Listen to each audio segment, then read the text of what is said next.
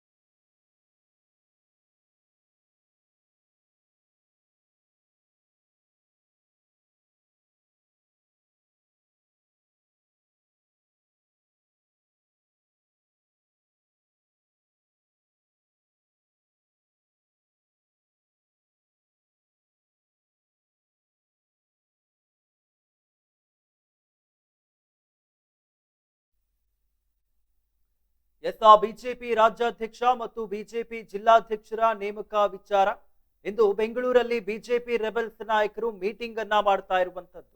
ಮಾಜಿ ಸಚಿವ ಕುಮಾರ್ ಬಂಗಾರಪ್ಪ ನಿವಾಸದಲ್ಲಿ ಸಭೆಯನ್ನ ಕರೆಯಲಾಗಿದೆ.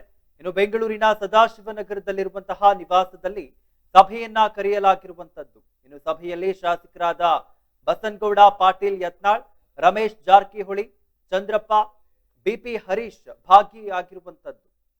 ಮಾಜಿ ಸಂಸದರಾದ ಜೆಎಂ ಸಿದ್ದೇಶ್ವರ, ಬಿವಿ ನಾಯಕ್ ಅವರು ಕೂಡ ಈ ಒಂದು ಸಭೆಯಲ್ಲಿ ಭಾಗಿಯಾಗಿರುವಂತದ್ದು.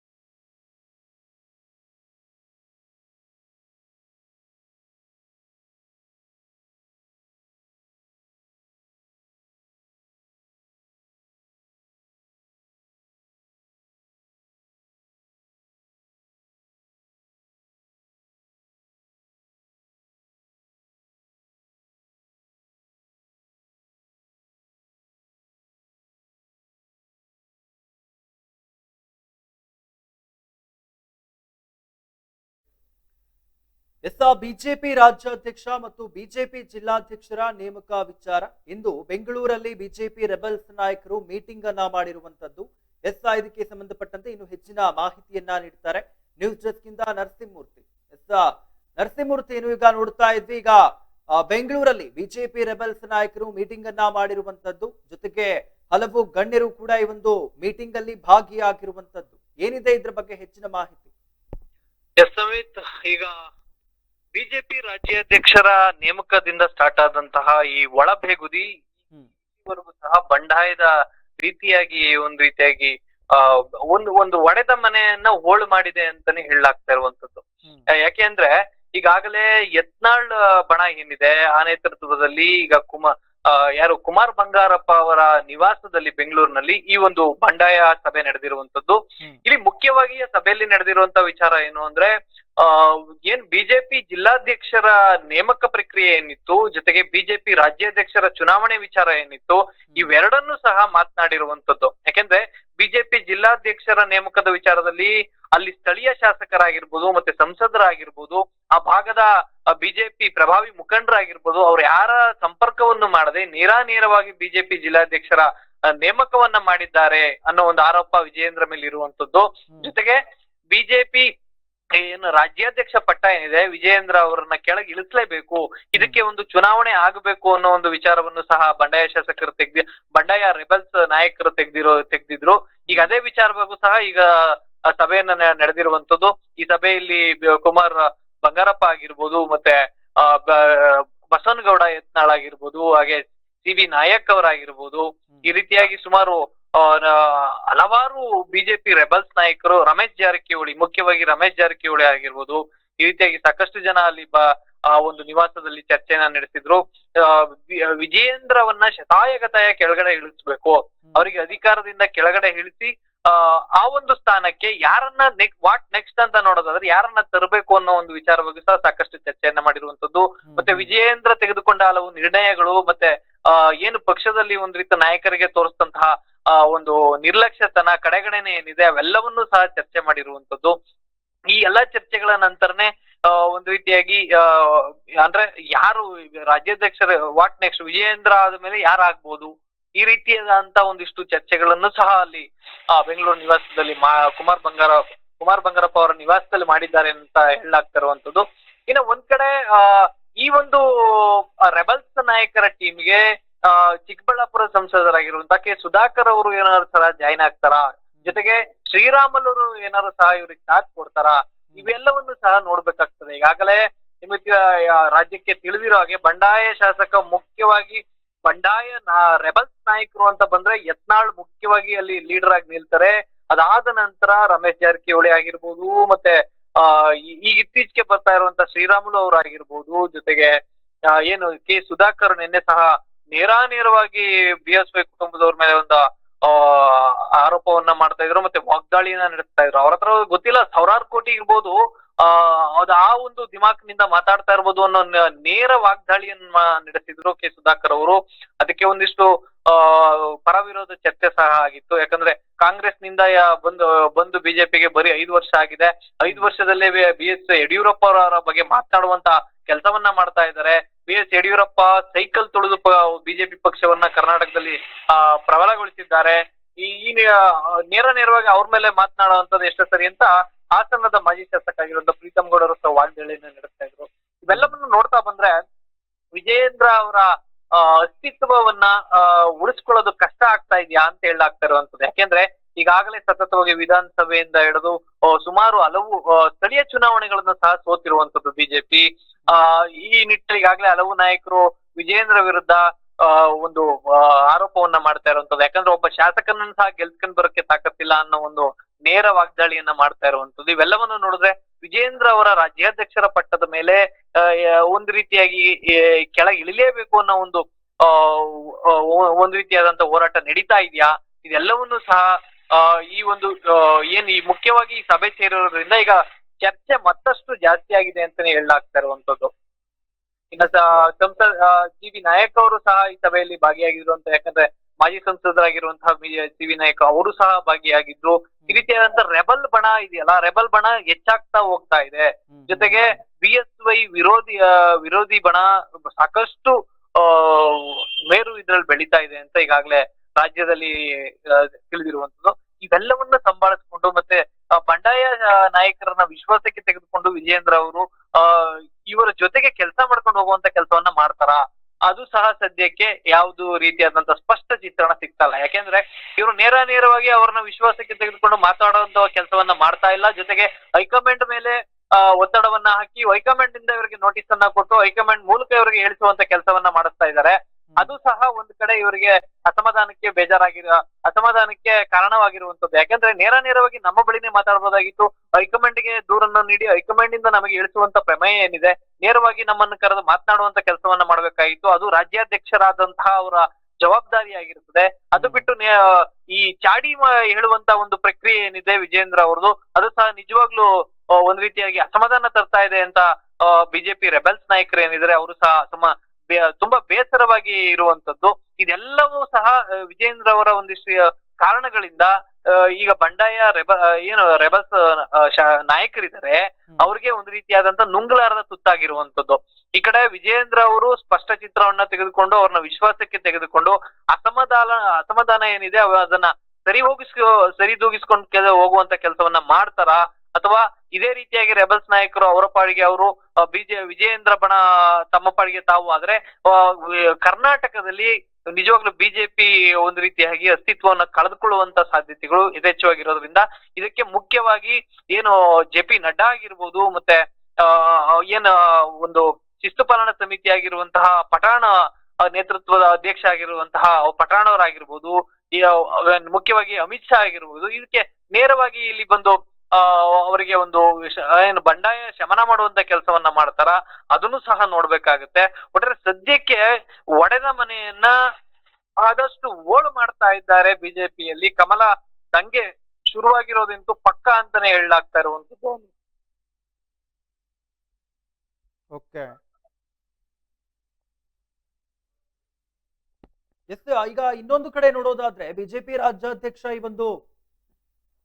ಬಿಜೆಪಿ ರಾಜ್ಯಾಧ್ಯಕ್ಷ ಹಾಗೆ ಬಿಜೆಪಿ ಜಿಲ್ಲಾಧ್ಯಕ್ಷರ ನೇಮಕ ವಿಚಾರವಾಗಿ ಒಂದು ಕಡೆ ನೋಡೋದಾದ್ರೆ ಇನ್ನು ಬಿಜೆಪಿ ರಾಜ್ಯಾಧ್ಯಕ್ಷ ಸ್ಥಾನಕ್ಕೆ ಚುನಾವಣೆ ಪ್ರಕ್ರಿಯೆಯನ್ನ ನಡೆಸಬೇಕು ಎಂಬುದಾಗಿ ಒಂದು ಮಾತು ಕೇಳಿ ಬರ್ತಾ ಇತ್ತು.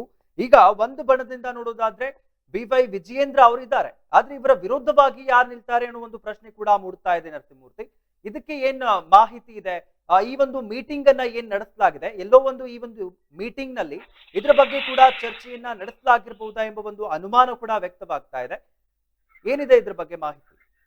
ಎಸ್ ಸಮಿತ್, ಈಗ ಮೊದಲಿಂದಲೂ ಸಹ ಏನು ಬಸವನಗೌಡ ಯತ್ನಾಳ್ ಅವರಿಗೆ ವಿರೋಧ ಪಕ್ಷದ ಸ್ಥಾನವನ್ನ ಬಿಜೆಪಿಲಿ ಕೊಡಬೇಕು ಅಂತ ಕಾಯ್ತಾ ಇದ್ರು, ಅಥವಾ ಅದರ ಆಕಾಂಕ್ಷಿನೂ ಸಹ ಯತ್ನಾಳ್ ಅವರು ಆಗಿದ್ರು. ಆದ್ರೆ ನೇರವಾಗಿ ಆ ಒಂದು ಸ್ಥಾನವನ್ನ ಅಶೋಕ್ ಅವರಿಗೆ ನೀಡಿದ್ರಿಂದ ಅಲ್ಲಿಂದ ಸಹ ಬಂಡಾಯ ಶುರುವಾಗಿರುವಂತದ್ದು.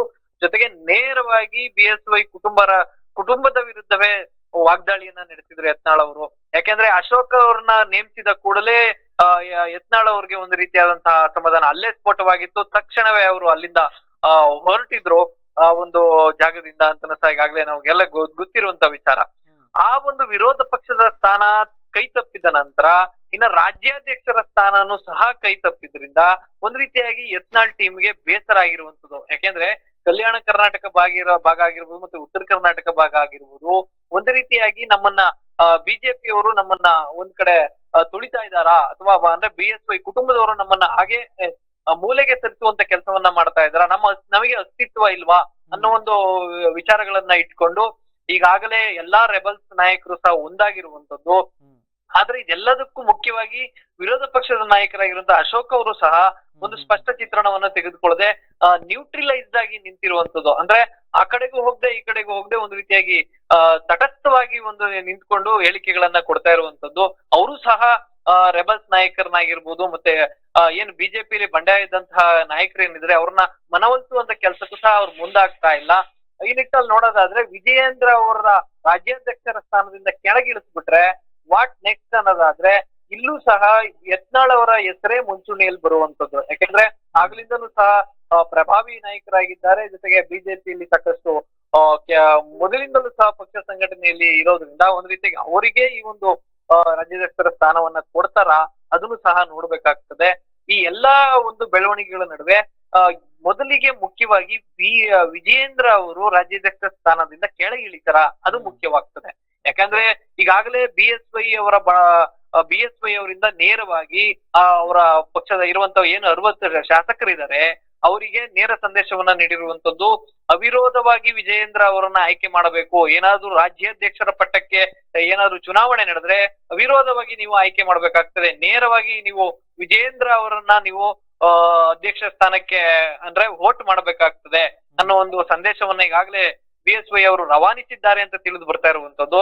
ಈ ನಿಟ್ಟಿನಲ್ಲಿ ನೋಡಿದ್ರೆ ಅಲ್ಲೂ ಸಹ ರಾಜ್ಯಾಧ್ಯಕ್ಷರ ಚುನಾವಣೆ ಏನಾದ್ರು ನಡೆದ್ರೆ ಅಲ್ಲೂ ಸಹ ಮತಗಳು ವಿಜಯೇಂದ್ರ ಪರ ಹೋಗುವಂತ ಸಾಧ್ಯತೆಗಳು ಯಥೇಚ್ಛವಾಗಿರೋದ್ರಿಂದ ಒಂದ್ ರೀತಿಯಾಗಿ ಯಾವ ರಾಜ್ಯಾಧ್ಯಕ್ಷರು ಆಗ್ಬೇಕು ಅಂತ ಯಾರು ಕನಸು ಕಾಣ್ತಾ ಇದಾರೆ ಅವ್ರು ನಿಜವಾಗ್ಲೂ ನಿರಾಸೆ ಆಗುವುದಂತೂ ಬಹುತೇಕ ಪಕ್ಕಾ ಅಂತಾನೆ ಹೇಳಲಾಗ್ತಾ ಇರುವಂತದ್ದು. ಅಮಿತ್, ಧನ್ಯವಾದಗಳು ನರಸಿಂಹಮೂರ್ತಿ ತಮ್ಮೆಲ್ಲ ಮಾಹಿತಿಗಾಗಿ. ನೋಡ್ತಾ ಇದ್ವಿ, ಕುಮಾರ್ ಬಂಗಾರಪ್ಪ ನಿವಾಸದಲ್ಲಿ ರೆಬಲ್ ಟೀಮ್ ಮಹತ್ವದ ಸಭೆಯನ್ನ ಕರೆಯಲಾಗಿರುವಂತದ್ದು. ಇನ್ನು ಮುಂದಿನ ಹೆಜ್ಜೆಯ ಕುರಿತಾಗಿ ಚರ್ಚೆಯನ್ನ ಕೂಡ ನಡೆಸಲಾಗಿರುವಂತದ್ದು. ಬಿಜೆಪಿ ರಾಜ್ಯಾಧ್ಯಕ್ಷ BY ವಿಜಯೇಂದ್ರ ಬದಲಾವಣೆಗೆ ಈಗಾಗಲೇ ಬಿಜೆಪಿ ಬಂಡಾಯ ತಂಡ ಪಟ್ಟನ್ನ ಹಿಡಿದಿರುವಂತದ್ದು. ಮಾಜಿ ಶಾಸಕ ಕುಮಾರ್ ಬಂಗಾರಪ್ಪ ನಿವಾಸದಲ್ಲಿ ಮಹತ್ವದ ಸಭೆಯನ್ನ ನಡೆಸಲಾಗ್ತಾ ಇದೆ. ಈ ಸಭೆಯ ಮೇಲೆ ಇನ್ನೊಂದು ಬಣ ಕುತೂಹಲದ ಕಣ್ಣಿಟ್ಟಿರುವಂತದ್ದು. ರಾಜ್ಯಾಧ್ಯಕ್ಷ ಸ್ಥಾನಕ್ಕೆ ಅಭ್ಯರ್ಥಿಯನ್ನ ಕಣಕ್ಕಿಳಿಸುವ ಬಗ್ಗೆ ಚರ್ಚೆಯನ್ನ ನಡೆಸಲಾಗ್ತಾ ಇದೆ. ರಾಜ್ಯ ಬಿಜೆಪಿಯಲ್ಲಿ ನಡೆಯುತ್ತಿರುವ ಬೆಳವಣಿಗೆಯ ಕುತೂಹಲಕ್ಕೆ ಇದು ಒಂದು ರೀತಿಯಲ್ಲಿ ಗ್ರಾಸವಾಗ್ತಾ ಇರುವಂತದ್ದು. ಇನ್ನು ಬಿಜೆಪಿ ರಾಜ್ಯಾಧ್ಯಕ್ಷ BY ವಿಜಯೇಂದ್ರ ವಿರುದ್ಧ ಬಂಡಾಯ ಎದ್ದಿರುವ ರೆಬಲ್ ತಂಡ ಸದಾಶಿವನಗರದಲ್ಲಿರುವಂತಹ ಮಾಜಿ ಶಾಸಕ ಕುಮಾರ್ ಬಂಗಾರಪ್ಪ ನಿವಾಸದಲ್ಲಿ ಮಹತ್ವದ ಸಭೆಯನ್ನ ನಡೆಸ್ತಾ ಇದೆ. ಬಸನಗೌಡ ಪಾಟೀಲ್ ಯತ್ನಾಳ್ ನೇತೃತ್ವದಲ್ಲಿ ಸಭೆಯನ್ನ ನಡೆಸಲಾಗ್ತಾ ಇದ್ದು ಮುಂದಿನ ಹೆಜ್ಜೆಯ ಕುರಿತಾಗಿ ಸಭೆಯಲ್ಲಿ ಚರ್ಚೆಯನ್ನ ನಡೆಸಲಾಗ್ತಾ ಇದೆ. ಇನ್ನು ಸಭೆಯಲ್ಲಿ ಬಿಜೆಪಿ ಶಾಸಕರಾದ ರಮೇಶ್ ಜಾರಕಿಹೊಳಿ, ಬಿಪಿ ಹರೀಶ್, ಚಂದ್ರಪ್ಪ ಹೊಳಲ್ಕೆರೆ, ಮಾಜಿ ಸಂಸದರಾದ ಬಿವಿ ನಾಯಕ್ ಹಾಗೆ ಜಿಎಂ ಸಿದ್ದೇಶ್ವರ್ ಅವರು ಕೂಡ ಭಾಗಿಯಾಗಲಿರುವಂತದ್ದು. ಬಿಜೆಪಿ ರಾಜ್ಯಾಧ್ಯಕ್ಷ ಸ್ಥಾನಕ್ಕೆ ಚುನಾವಣೆ ಪ್ರಕ್ರಿಯೆ ನಡೆಯುತ್ತಿರುವ ಹಿನ್ನೆಲೆಯಲ್ಲಿ ಬಿಜೆಪಿಯಲ್ಲಿ ಒಂದು ರೀತಿಯ ಬಂಡಾಯ ಈಗ ತೀವ್ರಗೊಂಡಿರುವಂತದ್ದು. ವಿಜಯೇಂದ್ರ ವಿರುದ್ಧ ಯತ್ನಾಳ್ ಈಗ ಮತ್ತೆ ಸಿಡಿದೆದ್ದಿರುವಂತದ್ದು. ರಾಜ್ಯಾಧ್ಯಕ್ಷ ಸ್ಥಾನಕ್ಕೆ ತಮ್ಮ ಅಭ್ಯರ್ಥಿಯನ್ನ ಕಣಕ್ಕೆ ಇಳಿಸುವ ನಿಟ್ಟಿನಲ್ಲಿ ಯಾವ ಹೆಜ್ಜೆಯನ್ನ ಇಡಬೇಕು ಎಂಬ ನಿಟ್ಟಿನಲ್ಲಿ ಈಗ ಸಭೆಯನ್ನ ಕರೆಸಿ ಸಭೆಯಲ್ಲಿ ಚರ್ಚೆಯನ್ನ ಕೂಡ ನಡೆಸಲಾಗ್ತಾ ಇರುವಂತದ್ದು. ಇನ್ನು ಈಗಾಗಲೇ 23 ಜಿಲ್ಲಾಧ್ಯಕ್ಷರ ಆಯ್ಕೆ ನಡೆದಿರುವಂತದ್ದು. ಆದ್ರೆ ಈ ಪೈಕಿ ಬಹುತೇಕವಾಗಿ ಜಿಲ್ಲಾಧ್ಯಕ್ಷರು ಬಿವೈ ವಿಜಯೇಂದ್ರ ಪರ ಇರುವವರು ಎಂಬುದಾಗಿ ರೆಬಲ್ ಟೀಮ್ನ ಒಂದು ಆರೋಪ ಕೂಡ ಆಗಿರುವಂತದ್ದು. ಹಾಗಾಗಿ ರಾಜ್ಯಾಧ್ಯಕ್ಷ ಸ್ಥಾನಕ್ಕೆ ಚುನಾವಣೆ ಅಗತ್ಯ ಏನಿದೆ ಎಂಬ ಪ್ರಶ್ನೆಯನ್ನ ಕೂಡ ಈಗ ರೆಬಲ್ ಟೀಮ್ ಕೇಳ್ತಾ ಇರುವಂತದ್ದು. ರೆಬಲ್ ಟೀಮ್ ಸಭೆಯಲ್ಲಿ ತಟಸ್ಥ ತಂಡ ಆಗಮಿಸಲಿದೆ ಎಂಬ ನಿರೀಕ್ಷೆ ಕೂಡ ಇತ್ತು. ಆದ್ರೆ ತಟಸ್ಥ ಬಣದ ಯಾರೂ ಸಭೆಗೆ ಆಗಮಿಸಿಲ್ಲ. ಡಾಕ್ಟರ್ ಕೆ ಸುಧಾಕರ್, ಬಸವರಾಜ ಬೊಮ್ಮಾಯಿ ಸಂಸತ್ತು ಅಧಿವೇಶನದ ಹಿನ್ನೆಲೆಯಲ್ಲಿ ದೆಹಲಿಗೆ ತೆರಳಿದ್ದಾರೆ. ಹೀಗಾಗಿ ಅವರು ಈ ಒಂದು ಸಭೆಯಲ್ಲಿ ಕಾಣಿಸಿಕೊಂಡಿಲ್ಲ ಎಂಬುದಾಗಿ ಮಾತು ಕೇಳಿ ಬರ್ತಾ ಇದೆ. ಈ ನಡುವೆ ತಟಸ್ಥ ಬಣ ಗುರುವಾರ ರಾತ್ರಿ ಪ್ರತ್ಯೇಕವಾಗಿ ಸಭೆಯನ್ನ ನಡೆಸಿದ್ದಾರೆ ಎಂಬುದಾಗಿ ಕೂಡ ಮಾಹಿತಿ ಸಿಗ್ತಾ ಇರುವಂತದ್ದು. ಇನ್ನು ನಗರದ ಖಾಸಗಿ ಹೋಟೆಲ್ ಒಂದರಲ್ಲಿ ಕೆಲವು ನಾಯಕರು ಸಭೆಯನ್ನ ಸೇರಿ ಚರ್ಚೆಯನ್ನ ನಡೆಸಿದ್ದಾರೆ ಎಂಬುದಾಗಿ ಕೂಡ ಈಗ ತಿಳಿದು ಬರ್ತಾ ಇರುವಂತದ್ದು. ಆದ್ರೆ ಸಭೆಯಲ್ಲಿ ಏನೆಲ್ಲಾ ಚರ್ಚೆಗಳು ನಡೆದಿವೆ ಎಂಬುದಾಗಿ ಮಾಹಿತಿ ತಿಳಿದು ಬರ್ತಾ ಇಲ್ಲ. ಇದಕ್ಕೆ ಸಂಬಂಧಪಟ್ಟಂತೆ ಅವರೇ ಒಂದು ಸಭೆಯನ್ನ ಕರೆದು ಚರ್ಚೆಯನ್ನ ನಡೆಸಿ ಯಾವ ರೀತಿಯ ಒಂದು ರೀತಿಯ ಸ್ಟ್ರಾಟರ್ಜಿಗಳನ್ನ ಎರಡೂ ಬಣದ ತಂಡಗಳು ಮಾಡ್ತಾ ಇದೆ ಎಂಬುದಾಗಿ ಕಾದ್ ನೋಡ್ಬೇಕಾಗಿರುವಂತದ್ದು.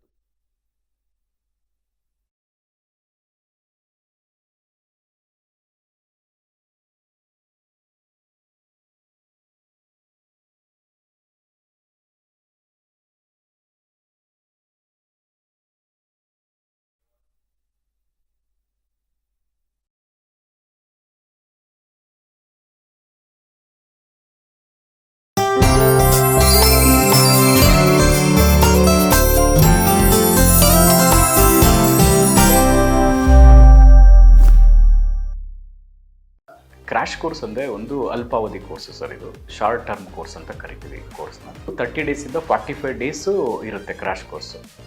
ಬೆಳಗ್ಗೆ 8ರಿಂದ ಸಾಯಂಕಾಲ 8 ಗಂಟೆವರೆಗೂ ಕೋಚಿಂಗ್ ವ್ಯವಸ್ಥೆ ಇರುತ್ತೆ. ಪ್ರತಿ ಸಬ್ಜೆಕ್ಟು ಅಂದರೆ ಫಿಸಿಕ್ಸ್, ಕೆಮಿಸ್ಟ್ರಿ, ಬಾಟ್ನಿ, ಝುವಾಲಜಿ ಪ್ರತಿ ಸಬ್ಜೆಕ್ಟು ಕೂಡ 1.5 ಅವರ್ ಟೀಚಿಂಗ್ ಮಾಡ್ತೀವಿ, 90 ಮಿನಿಟ್ಸು. ಮತ್ತು ಡೈಲಿ ಟೆಸ್ಟು ಕೂಡ ನಾವು ಕಂಡಕ್ಟ್ ಮಾಡ್ತೀವಿ ಪ್ರತಿದಿನನೂ. ಎಕ್ಸೆಲ್ ಅಕಾಡೆಮಿಯಿಂದ ನಾವು ಏನು ಮಾಡ್ತೀವಿ, ಕಾನ್ಸೆಪ್ಟ್ ಮಾತ್ರನೇ ಹೇಳ್ಕೊಡ್ತೀವಿ. ನೀಟಿಗೆ ಬರೋ ಕಾನ್ಸೆಪ್ಟು, CETಗೆ ಬರೋ ಕಾನ್ಸೆಪ್ಟೇ ಹೇಳ್ಕೊಡ್ತೀವಿ ಆ 45 ದಿನದಲ್ಲಿ. ಅನ್ವಾಂಟೆಡ್ ಅವ್ರಿಗೆ ಚಾಪ್ಟರ್ಸ್ನ ನಾವು ಓದಿಸಲ್ಲ. ಸೊ ಅದರಿಂದ ಏನಾಗುತ್ತೆ, 45 ದಿನದಲ್ಲಿ ಸಕ್ಸಸ್ ರೇಟು ಜಾಸ್ತಿ ಆಗುತ್ತೆ. ಯಾರು ಸಿಂಗಲ್ ಪೇರೆಂಟ್ಸ್ ಇದ್ದಾರೆ ಅಂಥ ಒಂದು ಮಕ್ಕಳಿಗೆ ನಾವು ಖಂಡಿತ ಫೀಸಲ್ಲಿ ರಿಯಾಯಿತಿ ಇರುತ್ತೆ.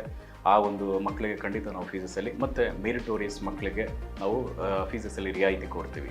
ನಿಮ್ಮ ತಂದೆ ತಾಯಿ ಏನು ಆಸೆ ಇಟ್ಕೊಂಡಿರ್ತಾರೋ ಆ ಆಸೆ ಪ್ರಕಾರ ನೀವು ಕೂಡ ಕೈ ಜೋಡಿಸ್ಬೇಕಾಗುತ್ತೆ. ನಾವು ಕೂಡ ನಮ್ಮ ಫ್ಯಾಕಲ್ಟೀಸಿಂದ, ನಮ್ಮ ಕಡೆಯಿಂದ ಒಳ್ಳೆ ಒಂದು ಕೋಚಿಂಗ್ ಕೊಟ್ಟು ನಾವು ಒಳ್ಳೆ ರ್ಯಾಂಕ್ ತೆಗ್ಸೋಕ್ಕೆ ನಾವು ಕೂಡ ನಿಮ್ಮ ಜೊತೆ ನಾವು ಇರ್ತೀವಿ.